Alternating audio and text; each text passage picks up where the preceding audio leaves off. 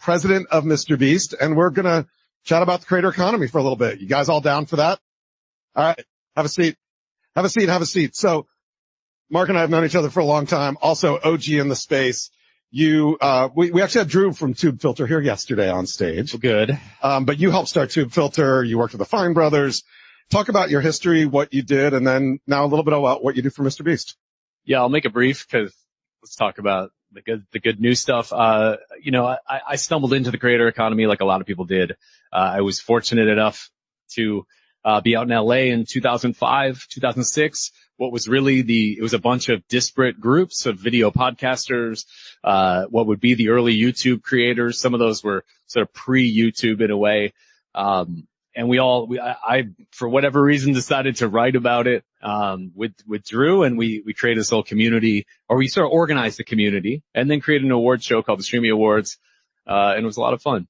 And I've pretty much been obsessed with the potential of where this was all going.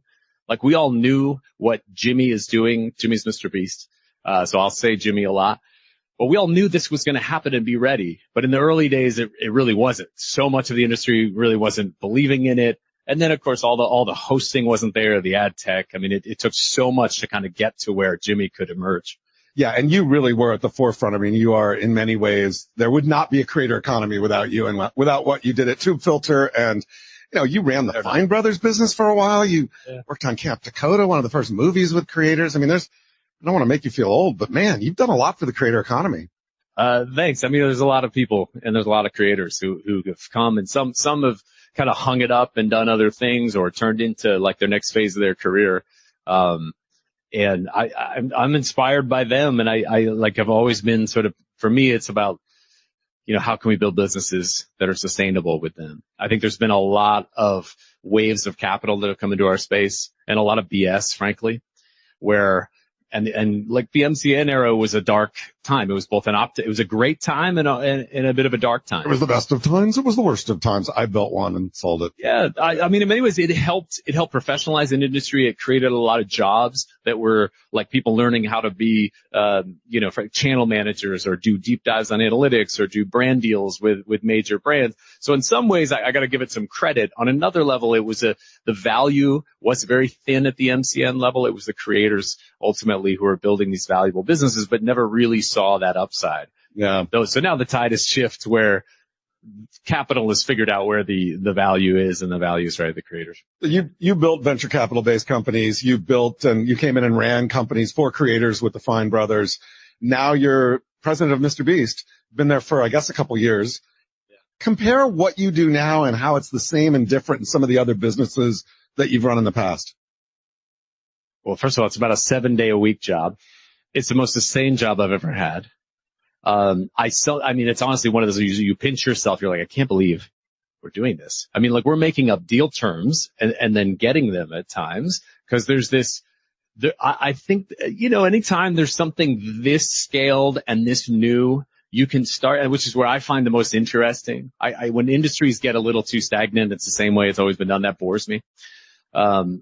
My job is a lot of things, but I spend a lot of time working with our external partners, make sure we have money coming in, make sure we don't spend too much money on the out. You need a lot of lawyers for various things, but ultimately you're just trying to, we're all just driving that ship forward and supporting Jimmy in this, his vision is here, and we strive to kind of get close to it with the org as best we possibly can, but he keeps us going as high as we can. So. Sounds exhausting, but I know there's all these great moments that come out of it. Is there a really great moment you can pick to be like, I never thought I would do this, and this is amazing, and I'm so happy to be here?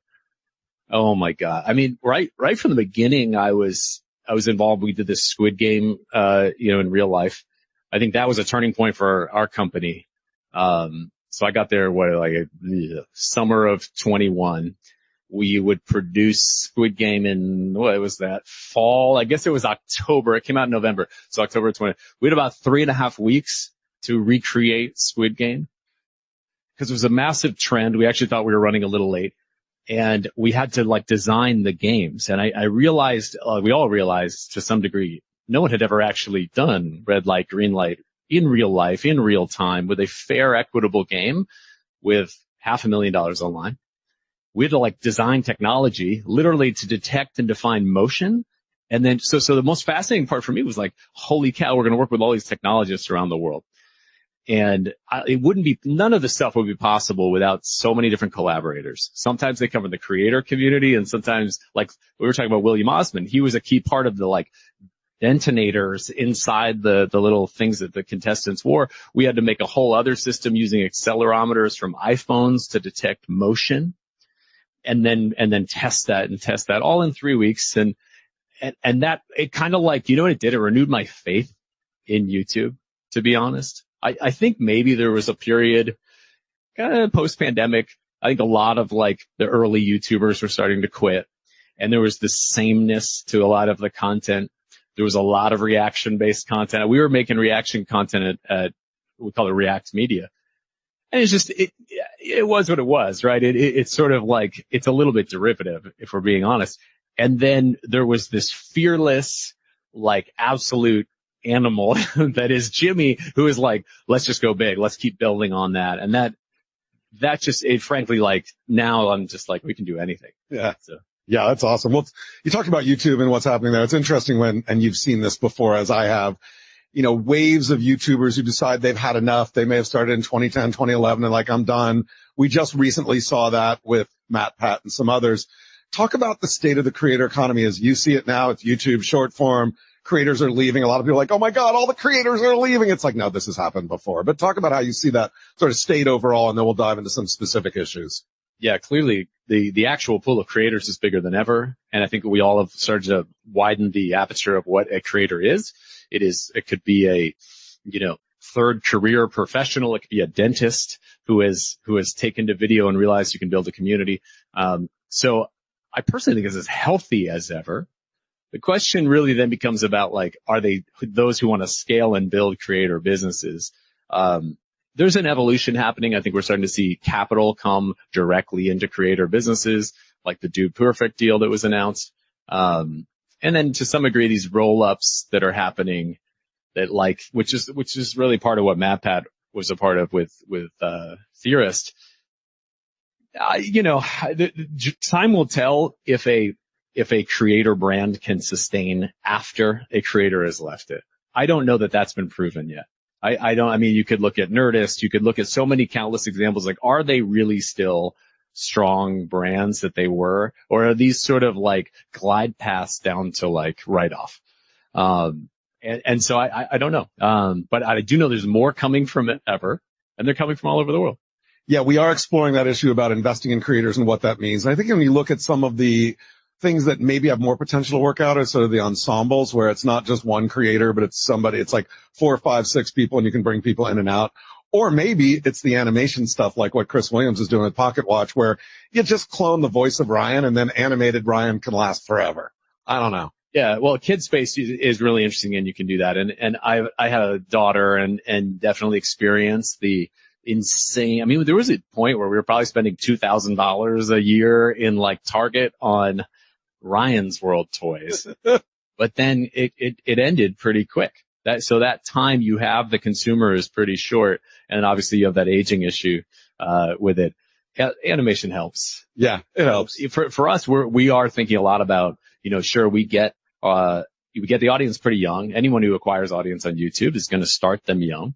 So that might be 9 or 10 years old, but we'll hold them strong, and the data is showing that it's holding, into their 20s, and then we're picking up a lot of co-viewing with older audience. It's a crazy stat. YouTube talked about this, but like half of all watch time on YouTube right now is on connected TVs, and we're seeing that in our data too.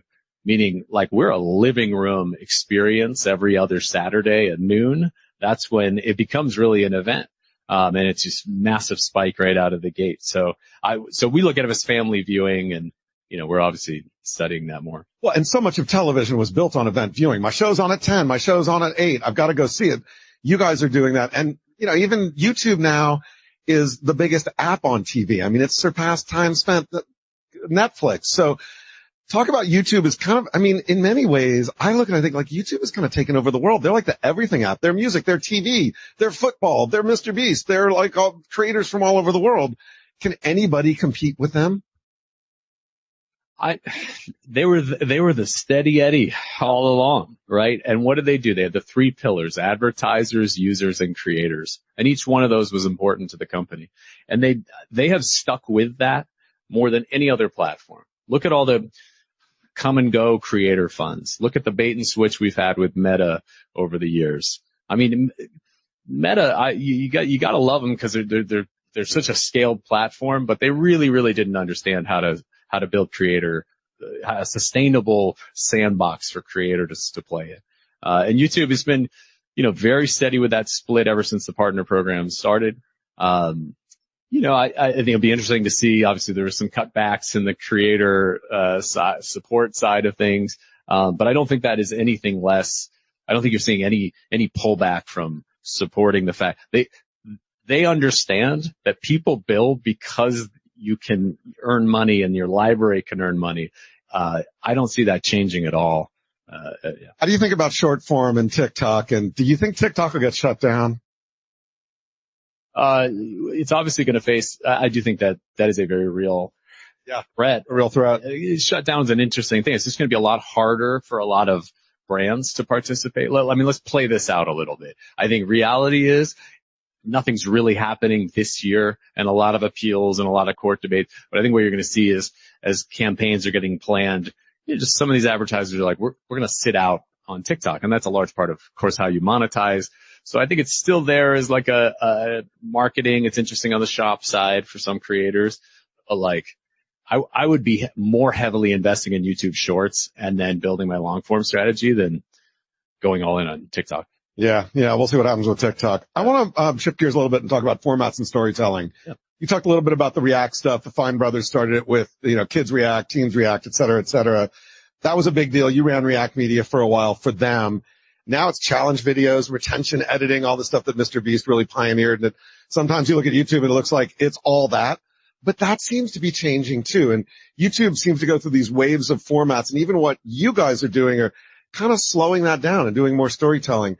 How do you think what you're doing now has been copied? And what are you going to do? And how will YouTube react? And what are some of the formats we should keep our eye on YouTube going forward? Oh, well, a lot there. Sorry. I think we all know, hopefully we all know, there's a shift to more storytelling and longer, like letting things breathe a little bit on YouTube. And there's been some pioneers in that space. The good thing about it is creators, at least the top ones, will follow where the audience is going. And if the audience can handle longer, and we've been testing a lot longer, it doesn't mean we're going to do the same thing over again. But we have an upload this Saturday that, could be around 40 minutes. It could be very long. Like we've had some videos that are half hour plus, which means 40 minutes because your average is like 20 minutes, right? 17, 18, 20. Yeah, sure. Yeah. Somewhere around there. I don't know. I looked at it recently when I was preparing. It's somewhere around there. Getting longer. And that's obviously driving more revenue with more mid-roll spots firing off. But it's also, it's driving good algorithmic signals for satisfaction and whatnot. So if it just means you can see it, and you can see it some of our 7-day survival video series. They're just a little more intimate, sort of like spending more time with our primary cast versus like some of our formats that feel social experiment territory or game show. Like people ask like, what is our show? And I'm like, it's many different formats, and we really try hard not to repeat the same format back to back. It makes scheduling really tough, but it's important, because you obviously can get viewer fatigue, viewer lock-in, or they come to expect like you guys are the channel that does X. And we're very careful not to be locked into one format.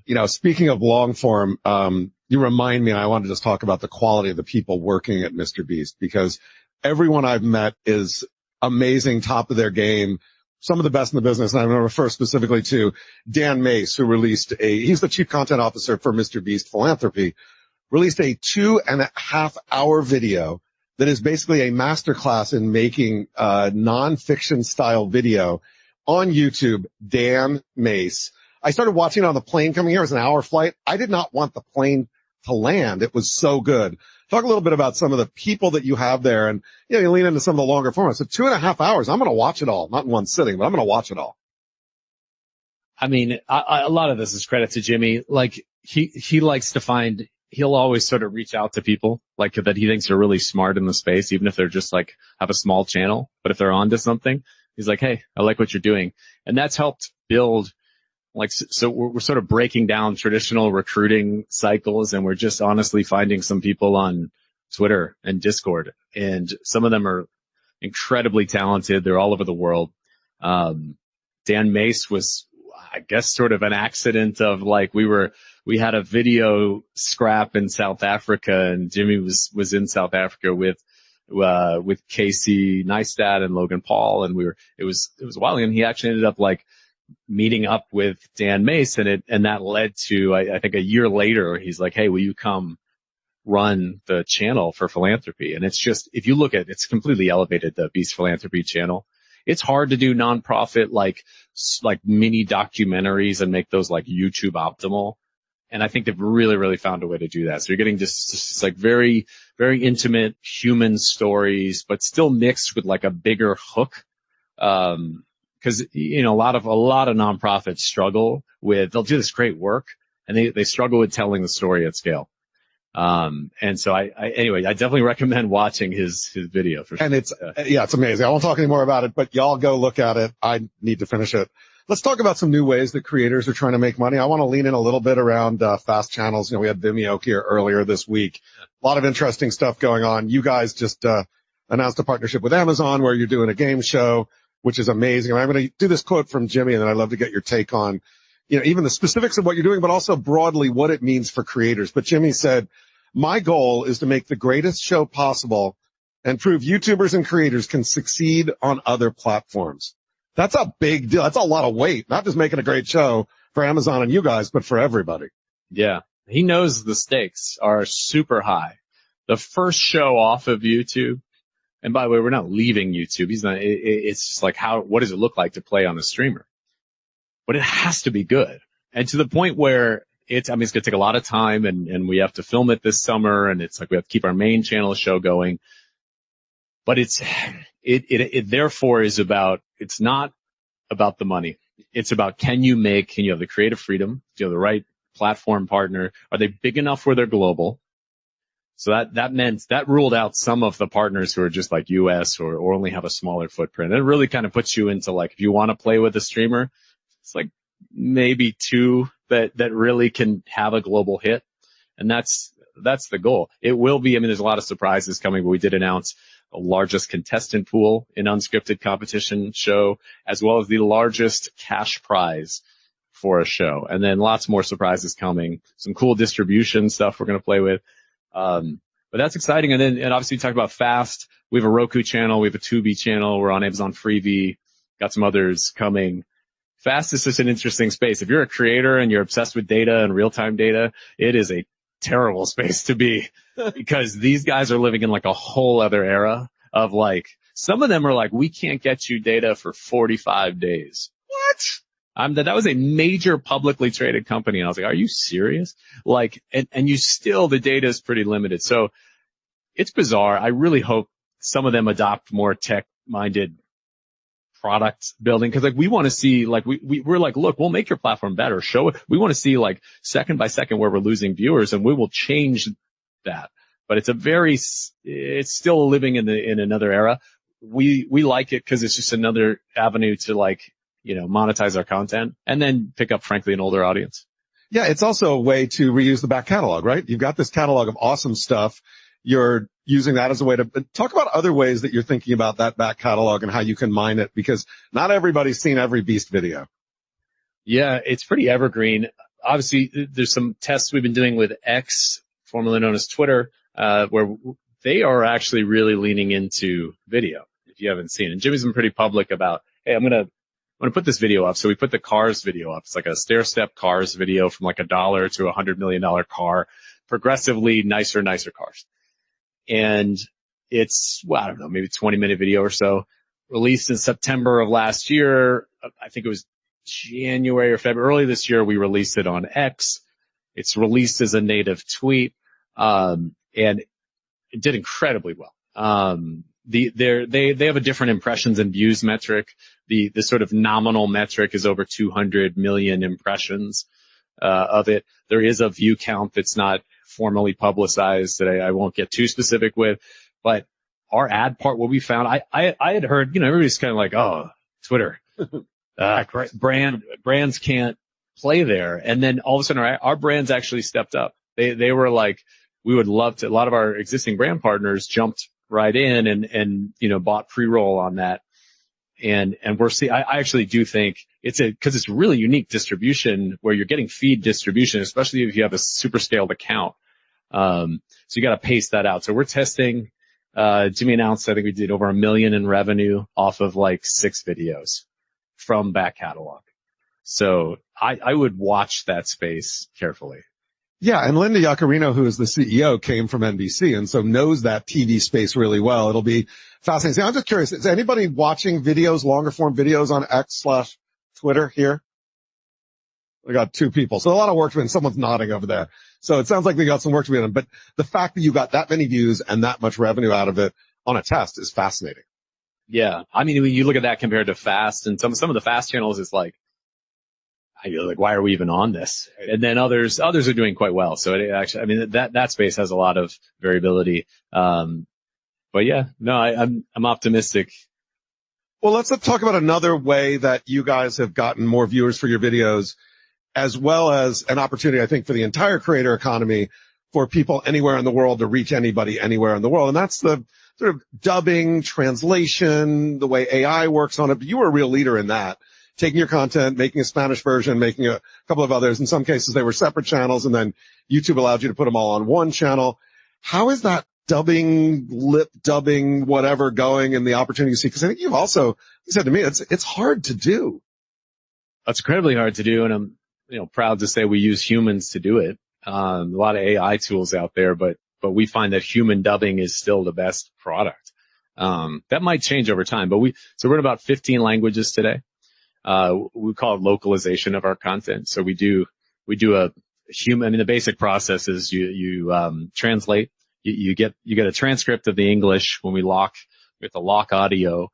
And it's not long. I won't say exactly how long, but a very short amount of time before we upload. We lock audio. It gets into like several different translations are done and compared and contrast. And then those get to the dub studios in either Sao Paulo or, you know, other parts around the world. And we have these voice teams that are on standby, and some of them are interesting, like the voice of Naruto in Japan is the voice of Jimmy. Oh, really? Yeah. Awesome. She's wonderful. And then like, I guess in Spanish, it was, all the viewers noticed it was also Spider-Man because it was a voice that they recognize. Cause you really want it to have the same emotion. There's still an art to it, right? It was a performer. I think voice actors really, have skill there. So we have multi-track audio now on YouTube where you can just switch down, you little gear, you click on the gear, you see all the different, language tracks. They're phenomenal. It's led to a lot of our growth is a lot of it's ex-US, right? As YouTube is growing ex-US. The next phase is multi-track video. That's when it gets crazy. Like in a good way, but it also starts to change like what is a YouTube video? Like we've always sort of like taken the sense of like a YouTube video is sort of this one thing. But in theory, if we're plugging like our CPG, our chocolate bar Feastables, like, hey, go buy this in Walmart, and your country doesn't have Walmart, well, we should be saying go buy this in store Zada or something. Exactly. Yeah. And that's where multi-track video is going to let us put different graphics on screen and whatnot. So that's going to get real crazy. So when you're doing this dubbing, are you releasing for all these languages at the same time? Yes. Wow. Yeah. Did not know that. That's fascinating. If the dubs aren't done, we don't upload. It's sort of dumb to. Yeah, no, it makes sense. Look, you say it and it's obvious, but yeah. Oh my God. That's amazing. That's a lot of work. Like your process. It is a lot. I think it's part of our culture is take a really hard thing and just figure out how to make it faster and do it because the hard thing is often where there's a lot of value. It's not for everybody. I think there are some creators who their content might not translate as well. And I think there are some anecdotally that like, wow, they like just be careful about over-investing. I think so. I mean, I hate to plug AI, but I on some level you could test with AI and see if there's a there to then further invest deeper. Yeah. You mentioned Feastables, one of the big brands that Jimmy has launched that continues to grow and grow and grow. Talk a little bit about creators building brands. I tend to believe that it is a great place for creators to bring in more revenue, but it's not for everybody. You guys have tried a couple different things. Some worked, some didn't. Talk about where Feastables are, but what you think about creators and brands in general going forward. Yeah, I think we all know you're either in the pure play media business, which is a tough business sometimes if you have these kind of channels, of any channel. I mean, you have 1 million subs, you have 100,000 subs. You're relying on ad-supported video primarily. But really, the monetization per viewer is super, super low, right? It's in the fractions of a penny. And so you're like, well, how do unless I build a sub business, a subscription, video business, you're like, well, I have this platform. I'm renting it out to advertisers. I can rent it out to myself. Let's test this. We've had a couple of different iterations of that. Feastables is our chocolate. It's primarily a chocolate CPG, consumer packaged good. Launched online as a D2C product. Don't launch chocolate D2C. I mean, we sold 4 million bars in less than 90 days and gave away a chocolate factory. It's just really hard to ship chocolate in the summer and there's all these logistics with it. So we learned a lot and there's broken bar issues, but ultimately now incredible management team in there. It is an owned venture. But we're able to bring in sort of really high caliber, management team and now largely just focus on scaling supply and retail distribution. So I mean, that thing is cooking. Like we did an entire relaunch. So this is a little bit of credit to Jimmy. He realized that the original product that we launched was not good enough. And like people were hyped because it was a MrBeast product, but he's like, this isn't good enough. And we tested and it's like, we have to pull all the old stuff. Let's make a new product. He also then, if you look, the packaging is all blue now. And it's this blue that like, of course, again, is Jimmy, but like, took lots and lots of pictures of the chocolate aisle at Walmart and Target and all that. And what do you see? You see a lot of oranges, yellows, browns. Blue was like strikingly missing. So you basically used our thumbnail theorists and others. And we started like looking at like eye movements and like we're trying to basically track what colors would attract attention. And of course, I mean, it's just there's whole slides that break down this process. Anyway, long story short, that he's really understood that basically having a shelf slot on Walmart is like having a thumbnail when somebody's scrolling through YouTube. So let's apply that same rigor to that. That's brilliant. Well, and you guys have changed Walmart. You guys, how many people have been in a Walmart recently? All right, a lot of us. We've all seen, it used to be the as seen on TV section. It's kind of changed now, and a lot of that is because of Jimmy. Yeah, I mean, that as seen on TV was from another era too. I mean, there'd be like $80 massage products. Slices and dices. That's good bass. I'm surprised those things were still, there's a lag, right? But I from what I understood, I was doing about 600 million a year in the as seen on TV. That got down to about 200 million and Walmart started looking around being like, how do we like update this? So now I think it's called trending now. And you'll see some Dude Perfect product up there. You'll see MrBeast. You'll see other creators as well. So the good news is like, if you can trend something on the internet, your pathway into retail is easier. The trust is there. It's funny. The trust is so interesting. There's two, like a lot of what the retailers are afraid of is that you guys can't meet the supply. They're like, if you guys say, like, they almost are like, they'll look at a creator who has a hot product or has an idea for a product. Like, can you really actually make it consistently and deliver it to our 4,700 US stores and then restock all of those? That's actually really the hard part. The demand generation, I think a lot of people are pretty good at.